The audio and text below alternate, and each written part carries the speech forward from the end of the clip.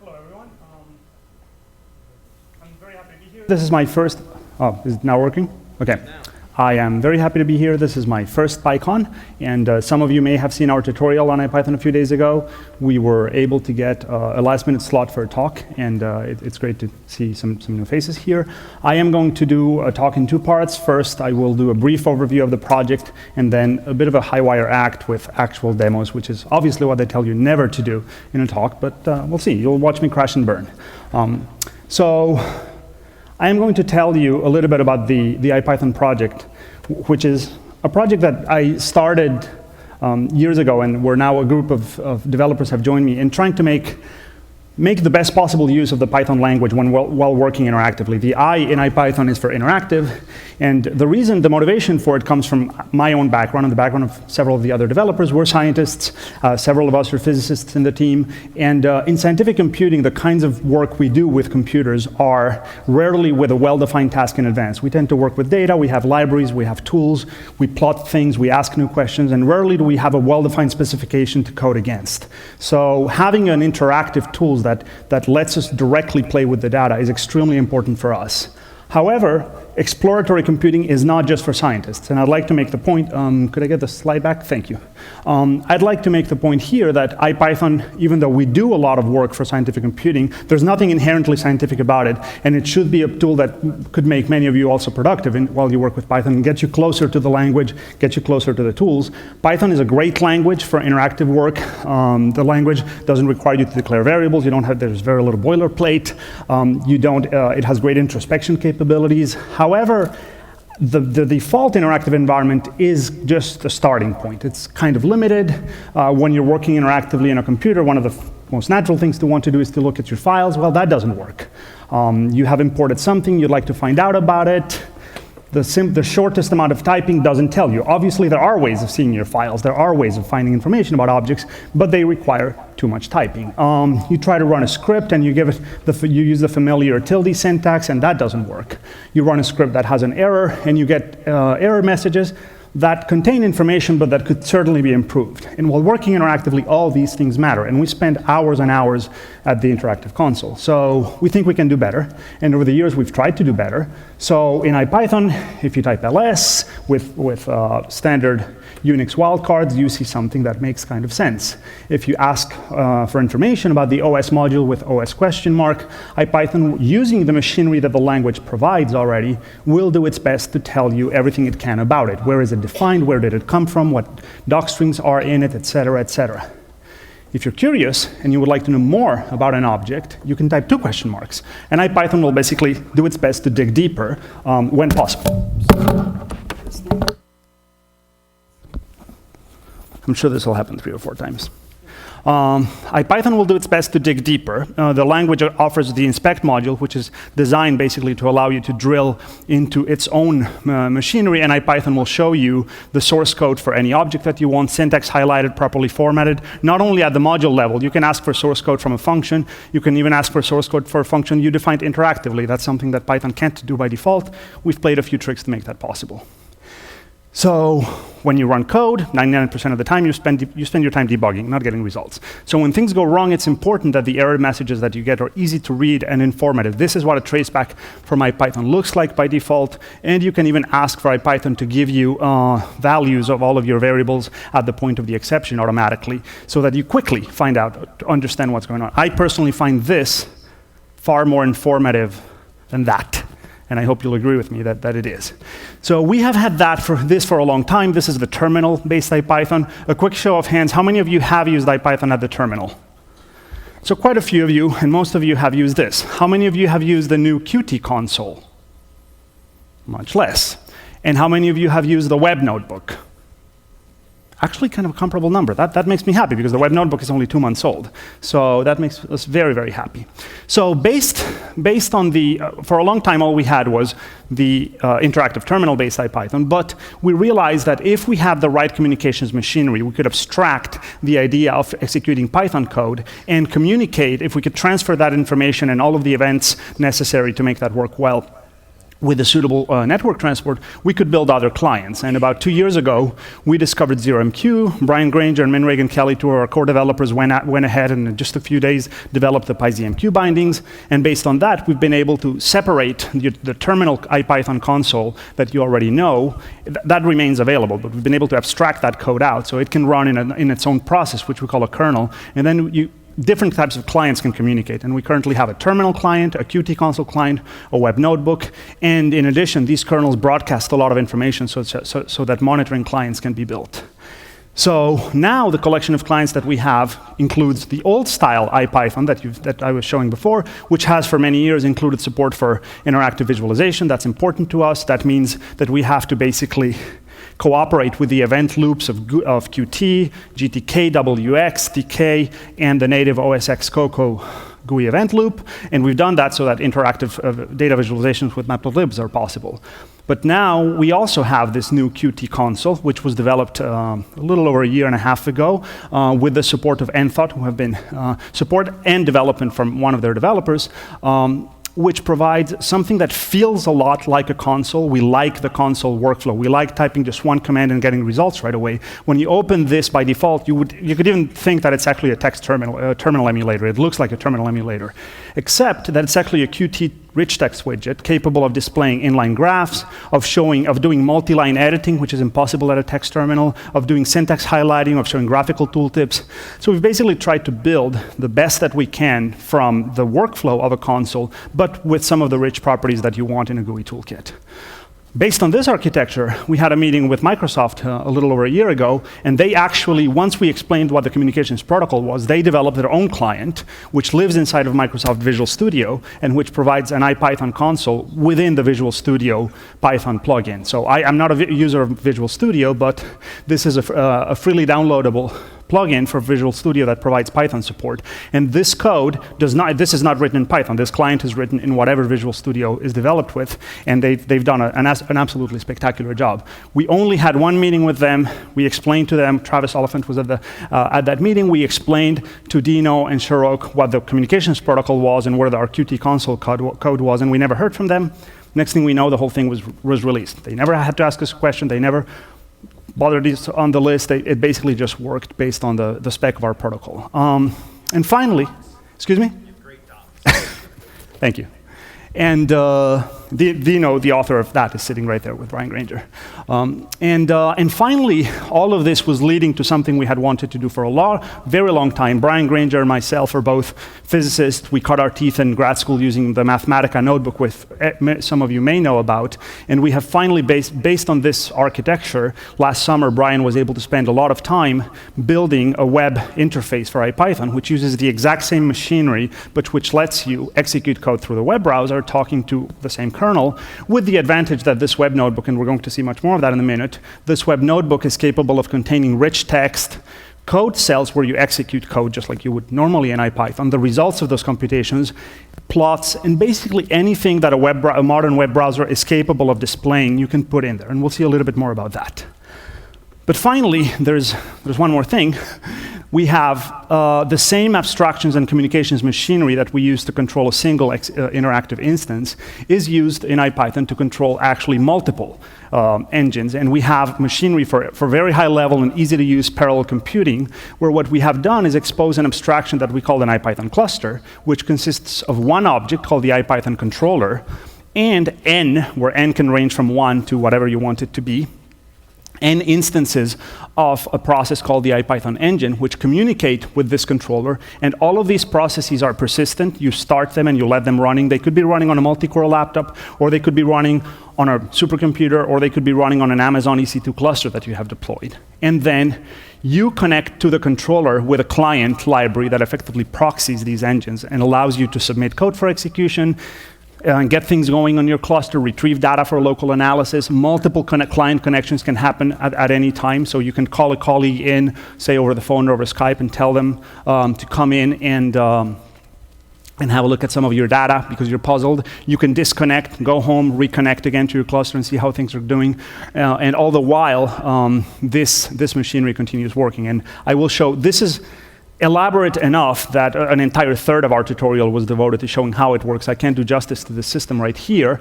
This is the second iteration of a system that we have. The first version of it was written by MinRagan-Kelley as a senior thesis here in Santa Clara, where he was an undergraduate at Santa Clara University. And last year, while Brian and myself and Evan Patterson were doing the Qt console rework of the underlying architecture, he basically, in a couple of months, Min rewrote completely the entire twisted machinery to function on top of ZeroMQ, and one of the most amazing feats of development that I've ever seen. So a very, very brief history of the project. In October 2001, I promised myself that I would take a break from my thesis, so that would be just an afternoon hack. 259 lines of code. It was a Python startup file that gave me the Mathematica prompts that I wanted and the caching of previous results. 12 years later, I'm still working on it. But at the beginning, that was just my personal hack, and I found out about two other projects, IPP and LazyPython, also written by two scientists, that gave other interactive capabilities to Python. I contacted the authors. I offered them to join forces and collaborate. They both said they had other priorities at the time, but they were very gracious and let me use their code. And so I merged these three pieces of code into what became the original IPython. In 2002, John Hunter contacted me and asked me to improve the GNU plot support that I had with better MATLAB-style syntax. And fortunately, I did have the common sense of telling him that I did have to graduate or I'd be kicked out of the country. Remember, a foreign student in the US is not always easy. And John instead took the hint that he should write a better plotting library than the other 30 that existed at the time, and thus was born Matplotlib, which is one of the cornerstones of Python's scientific computing stack. In 2004, Brian and I met after one of the SciPy conferences. We had gone to grad school together, and Min, who was a student of Brian's at the time, started working on the parallel computing code. And ever since, Brian, Min, and I have formed sort of the core of the project's development team.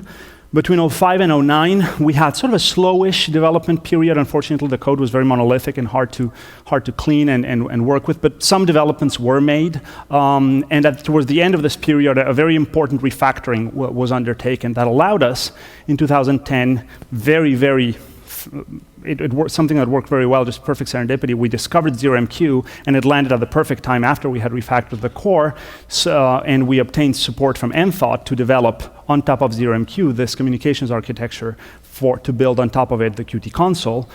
We also moved from Launchpad to Git and GitHub, and this has been fantastic for us. After us, most of the scientific computing and Python projects have also moved to GitHub, and the synergies that is giving us are extraordinary.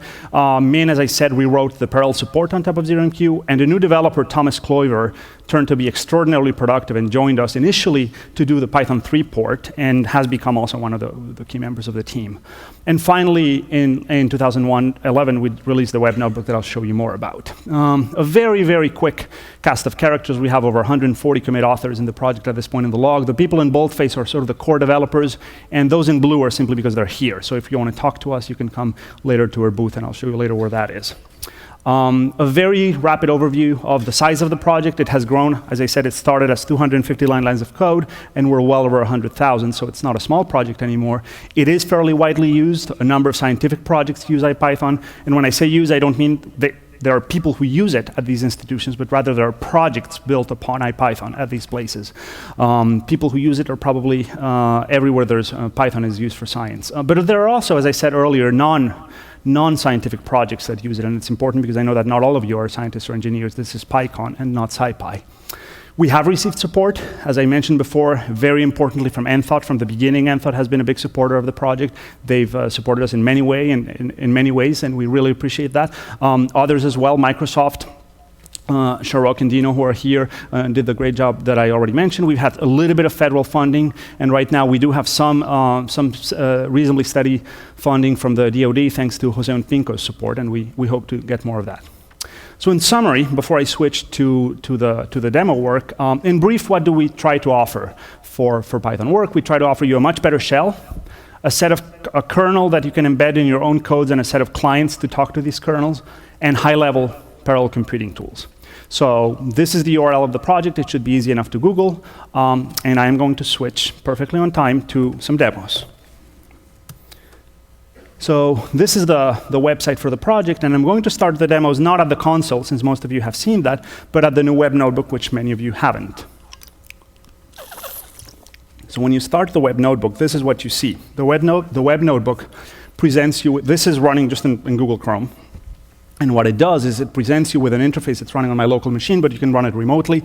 You can enable SSL and password protection if you want to put it on a publicly facing IP address. And what it does is it shows you 2 tabs, one with your notebooks, and I'll show you in a minute what these are, and another one with clusters. And we will come back to this towards the end of the demonstration. But first, the notebooks are documents. These are files. And so let's look first. I'm going to start with, as I said, a bit of a high wire act. We are going to look at what Twitter is saying about PyCon right now. I've been running this code through the morning, and it's been very interesting to see the evolution of the graph that results at the end. We'll see what happens. I just ran it a few minutes ago, and it wasn't very interesting. The graphs I got in the morning after Paul Graham's talk were very, very interesting. And what I should have done is run a windowed analysis of this, but I just wrote the code, so forgive me. So this is, what we have here is a text cell. I type Markdown in there, and it gets rendered as I exit the cell. And these cells are IPython cells. And whatever code you type in there is executed by IPython just as if you were at the terminal. So I'm loading the Twitter API. Now I'm running a simple query on the hashtag PyCon, and I'm going to let it ask query at most 30 pages. And I'm simply going to, let me crank up the font size just a little bit.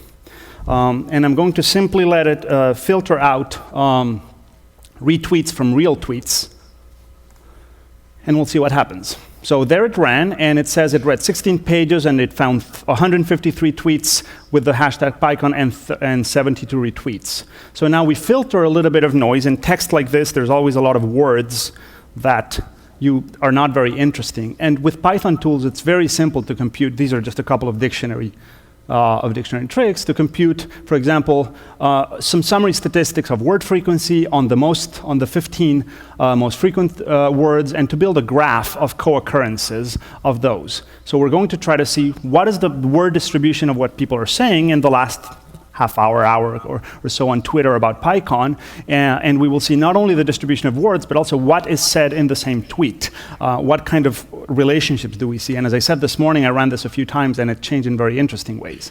So we use the NetworkX graph library, for which I think there's been more than one tutorial here.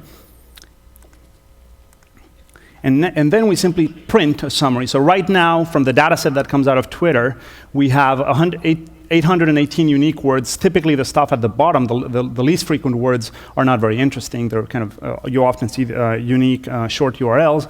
These are the most frequent words from this set. And now we can build a graph and look at the structure of this graph, where what we are doing, first of all, I'm going to look at the frequency of the words. So these are the most frequent words. And typically what you see is, and I have removed PyCon, because if you leave PyCon in there, that completely dominates the figure. But in general, you see his distributions that look like this, extremely sharply peaked on a few words, and then the rest is very, very shallow. So these are the things that people are talking about right now. But if we look at what things are set together, well, it's getting better again. So these are the things that right now, whoops, what did I do? These are the things that right now people are saying together. So I don't know what IDanGazet is, who that user is, seems to be tweeting a lot. There's a lot of great talk. Paul's name is now appearing a lot less. In the morning after his keynote, which must have been very good, I didn't see it. There was a lot. The graph was centered around that. But booth was not appearing too much. All the booth vendors were busy setting up the booth. Now all the booth vendors are busy saying, come to our booth. And you see the word come and the word booth together. And so everybody over there is busy tweeting, come to our booth. And so are we, by the way. And so this is the kind of thing that you can run in a few minutes. Now, these documents can be saved. You can put them on GitHub for version control. You can email them to a colleague. As I said, you can even turn on password protection and invite a colleague to work collaboratively with you on the same document. Think of it as Google Docs, but with a brain, with a Python brain. And everything that you have done in Python, and that you've ever done in IPython, works in one of these cells. Furthermore, these documents can do other things. Let me come out of. Now that you've seen sort of one actual example, I'm going to give you a bit of a tour of the things that this notebook can do. Just to reiterate, now I will convince you that I'm going to remove all output, again, high wire act, and we're going to start completely fresh here. So if you type PWD, the kinds of things that you expect to be able to type in IPython, they work. Now, IPython, as you know, many of you probably do know, is a bit of a mix of the language and the shell. So if you define a Python variable and then you say exclamation, which goes to the shell, but you put a $sign, you actually interpolate the Python variable into the shell, so that instead of having to suffer the ignominies of looping in the shell, you can do it in a civilized language like Python and still call messages, call system commands to do the last bit of work. We activate plotting, and you already saw a little bit of this. We have very good support for Matplotlib plots, so you can keep inline figures. But we can also do things like you're studying, you're trying to learn, and you see a bit of code, either from an email or from one of the tutorials, and you paste code that had the classic Python prompt. We actually filter all that for you so that you can paste input code and still execute it without having to manually remove prompts, which is very annoying. If you run a non-existent file, we actually highlight standard error so that errors are easier to read. Tracebacks, as I said before, are the same kinds of tracebacks that you get in IPython, so they're very informative and with all the details. If you run code, we actually fetch asynchronously output from the kernel. So here, I'm running a cell which is asynchronously printing. And as it prints, we actually do get the output of the kernel asynchronously, thanks to the beauties of ZeroMQ. Now here, I'm going to play a little trick with C types, which will actually segfault my kernel. So that little bit of code segfaults. And after a couple of seconds, the system detects, well, your kernel died. Obviously, the data that you had in memory, the variables are gone because that process is dead, but at least the state of your document isn't, and you can kindly restart your kernel and get back to work. And there's a separation between the document and the execution state, obviously. And we can't preserve the segfaulted kernel, but we can save your notebook. The Markdown cells can contain formatted code. So this is a cell. This is what you type in Markdown. You can even put, if you indent 4 spaces, you can put source code. You can put source code in Python. You can put source code in C. And when you get out of there, Markdown is properly rendered and highlighted and syntax highlighted. Furthermore, you can put mathematics. This for us is very important. You can put LaTeX, and we use the phenomenal MathJax library to render LaTeX both in line mode and in displayed equation mode. That may not matter to everyone, but for us it is important.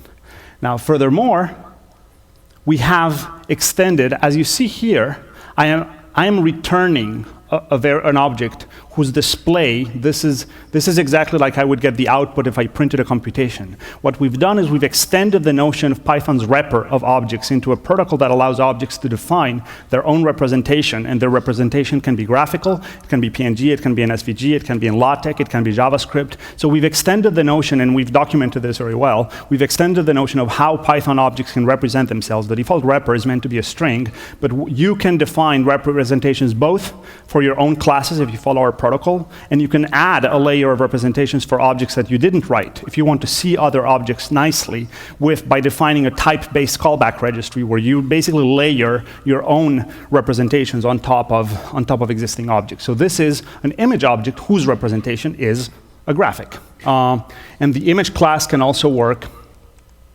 with remote data. So in here, I'm giving it the URL of the actual Python logo from the Python website.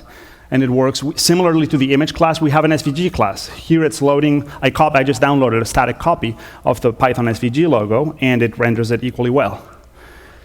Furthermore, we have video. You can embed. This is an actual YouTube video that will play if the network is good enough. It's an actual YouTube video from a talk that I gave a while ago. So you can imagine, I'm not going to play it for you, but you can imagine all we have done is simply create an object called YouTube video. You pass it the YouTube hash of the video, and then it will embed it in the page. So you can imagine writing tutorials, you can imagine creating documentation where you have a video, the person pauses it, then they work through a problem if you want to screencast with built-in exercises.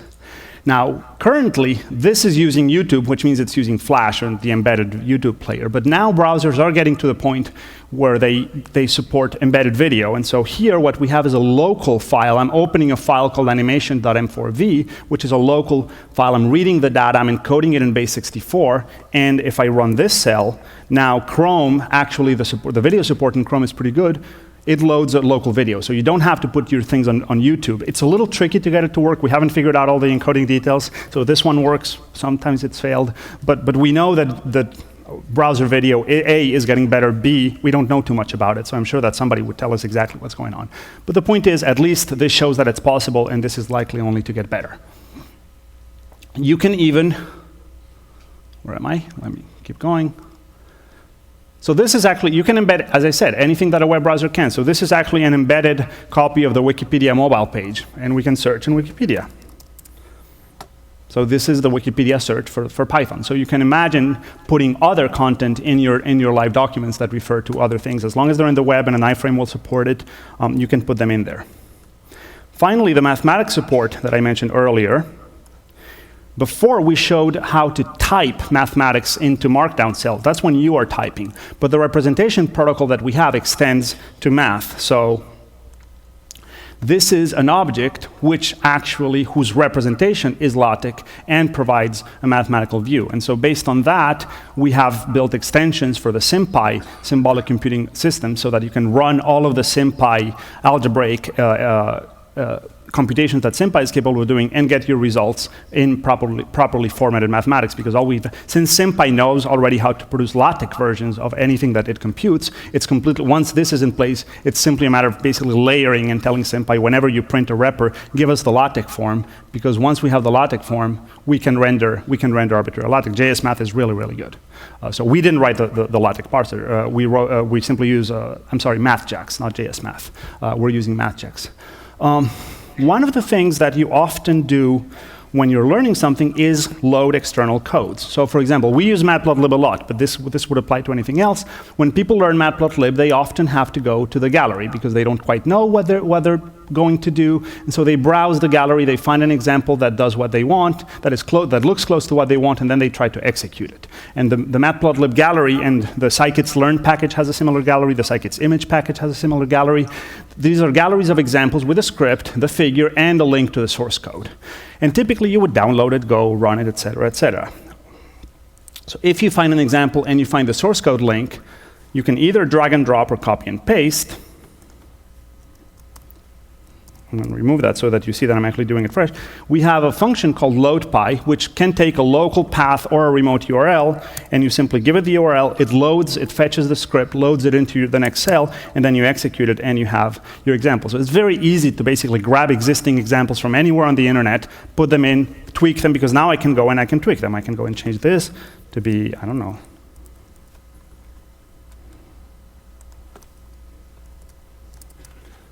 and it immediately re-executes. Well, that was the label down here. It doesn't show very well. But anyway, you can, this is now the code that you execute. You start changing it, and it becomes, so the transition from seeing an example online to executing it yourself is absolutely minimal. And I still have a few minutes, so I think I'm going to be, okay. Because finally, I want to show you guys another part of the notebook, which is, first of all, this, which is the SymPy example that I was telling you about. So we provide an extension called SymPy printing, which basically layers our representation protocol on top of SymPy's existing LaTeX machinery, and it lets you produce this kind of environment where anytime that you compute anything with SymPy, then the result is automatically rendered correctly as you computed in with proper symbolic expressions. And SymPy actually can work together with NumPy so that you can combine numerical examples and symbolic work. So these are illustrative examples. I'm not going to go through them in detail, but where you can combine SymPy's symbolic Taylor series expansions, for example, with NumPy and Matplotlib to do numerical work. And all of this, once this is loaded, then this behaves very much like a classic computer algebra system, but through the web with nice representations. You can then grab these files and say, give me a print view.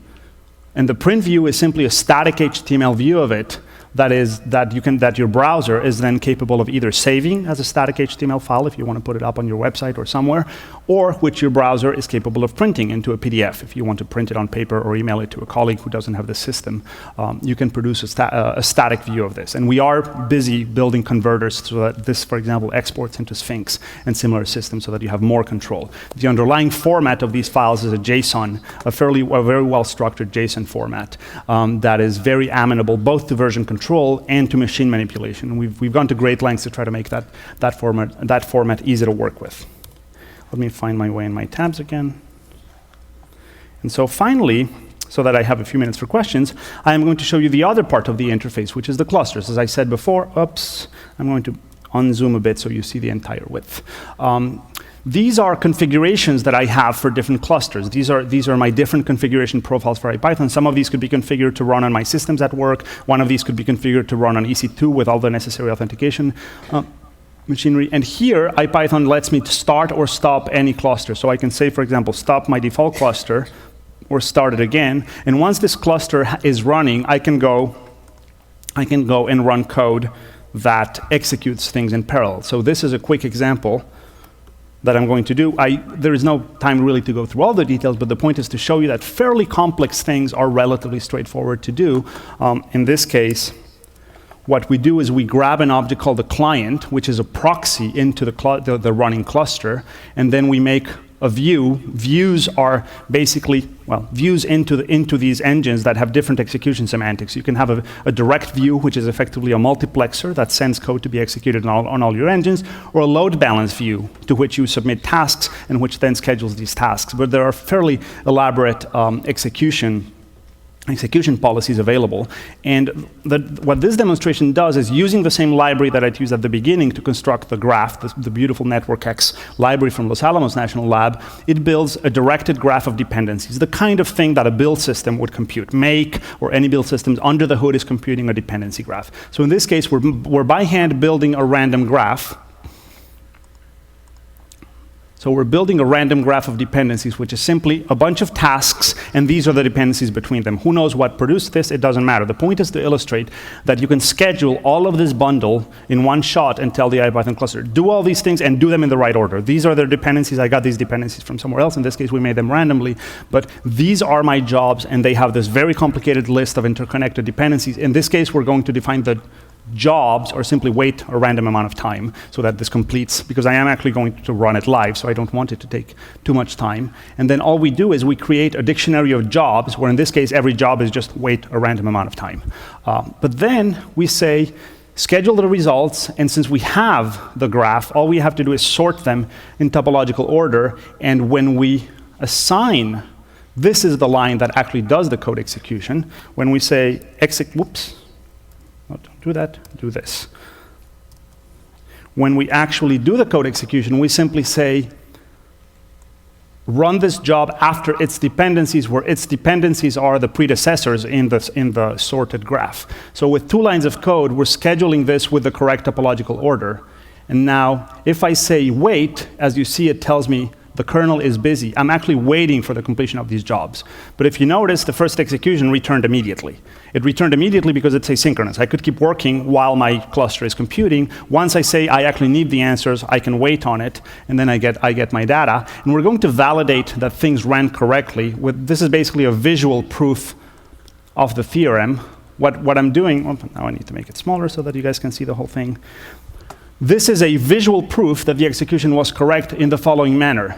The directed graph, the thick part of the line is the arrowhead, and we're running time towards the right. So basically, as long as all the arrowheads lean to the right, everything ran in the right order. If we ever see an arrowhead pointed in any way towards the left, that would mean that something ran before its dependencies were met. And the fact that this is not a mathematical proof, but it's a visual illustration that the dependency order was correctly met. So in a couple of lines of code, you can schedule fairly elaborate things and have them run. And as I said, the cluster continues to run. Where is my little, here it is. I have to unzoom a bit. The cluster continues to run. I can see, close the others so that we don't have as many tabs open. No,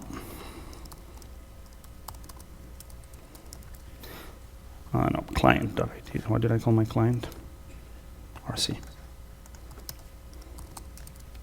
These are the IDs of the client. It means it has 4 engines because that's exactly what we started here. Once we stop the cluster, then it won't be able to connect. So this shows you how basically our philosophy has been to integrate together around the tools in IPython, something that lets you go from interactive, one person toying with an idea. At the notebook, you're playing with some data, you're playing with a problem.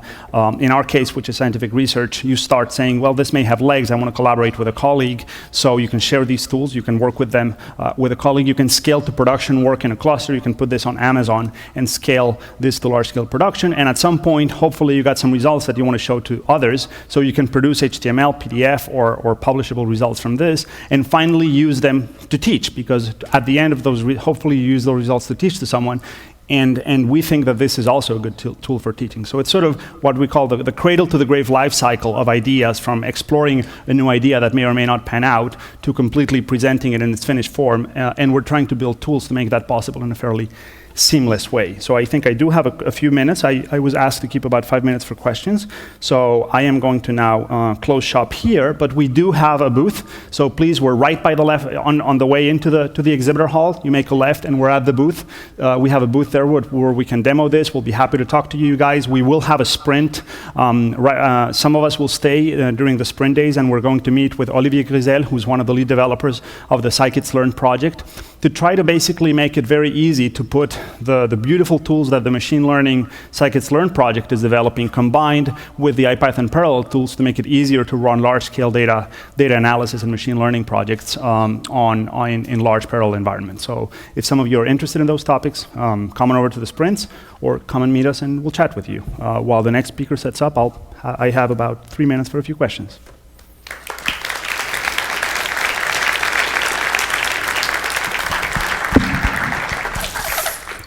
We have a couple moments for questions. Thank you, Fernando. That was a great talk. Yes. You spoke about collaborating with folks and sending something to be shared with someone else. Can you talk a little bit more about how you would go about doing that? So yes, so the question, I'll repeat the question for the recording. The question was, how does the collaboration mechanism work? The current implementation is fairly limited. Right now, what you can do is you can invite some, obviously you can share these files on GitHub or email them, whichever way you want, or you can invite someone to basically share your session. What we don't have is any kind of real-time synchronization. So we have a tutorial on how to enable password protection and SSL encryption on the traffic. And once you enable that, you can give that password to a colleague, give them the URL where the notebook is running, and then they can connect and they will see the same execution session. The only catch is that you have to save the file and the other person has to hit reload. So the way we do it basically is you're on the phone or on Skype, you save, the other person reloads, and you keep talking, and you basically have to hand off the typing to one another because there's no visual indication of that. But it simply hasn't been done. Keep in mind, this notebook was released right before Christmas, so just a little over 2 months ago. We would love to collaborate with people who are good at web type development to make that mechanism better. Can you talk about what is possible right now with Sphinx and in the future in terms of getting code to So the question is about Sphinx exporting. We have not even in the main code base, I put it up just on a gist. We have a very, very simple restructured text exporter. The document format is extremely simple. The JSON is very easy to traverse. You don't even have to traverse it yourself. You just run an iterator that we provide. And so improving that exporter is very easy. And what we would like to have is basically easily produce a Sphinx compatible version of a notebook so that you can loop it into your document production cycle. The work to do that is literally a few hours worth. If nobody helps us with it, we'll just finish it one of these afternoons, but we've been kind of busy. This is like 4 conferences in 3 weeks, so we just haven't had the time to do it. You're welcome to swing by our booth and I'll show you exactly what the code is. It's easy, fun code to write. Let me know when to stop once the next speaker is. How feasible is it to use IPython as a replacement shell? Like if I just want to run it instead of Bash or Windows shell? Ask Mark Wiebe, one of the core NumPy developers. Apparently he does. And because on Windows, the default terminal isn't very good, he uses the Qt console as his default shell on Windows. I personally don't, but I know people who do. Many people do. I don't, to be honest. And on Windows especially, it's very, very popular. And more so now that we have the Qt console, which makes a really nice environment. Thank you. Hi, thanks for the talk. Has there been any thought given to debugging in the interactive notebook and Yes. thoughts about that? So that's one thing that I failed to mention, that I failed to show. Right now in the notebook, you can type Qt console, and it will open a console that is plugged into, oh, I don't have the screen anymore. I'm sorry, I forgot to show this. If you type Qt console, you do get a console which is plugged into the current running kernel. So you can use that to use %debug and interactive debugging. Or you can even connect from a terminal with a text console to a running kernel. I failed to show that, I'm sorry. But we also plan on making it possible directly through the web widget. It just hasn't been done. It's one last 0MQ socket to wire, and a little widget needs to be written. So it's a little bit of work. It's not an afternoon, but it is in the cards and just needs to be done. I think that's it. Thank you again, Fernando. Thanks for your attention.